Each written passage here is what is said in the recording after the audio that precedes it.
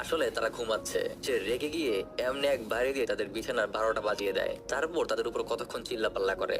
তারপর তাদেরকে এতিমখানার ছাদের উপর ঘন্টাটা ঠিক করতে পাঠায়। তো তারা ছাদে ওঠার জন্য মই আনে। মই দিয়ে মু আর লেরি ছাদে ওঠে এবং কার্লিকে পাঠায় একটা অটোমেটিক মেশিনের করাত আনার জন্য।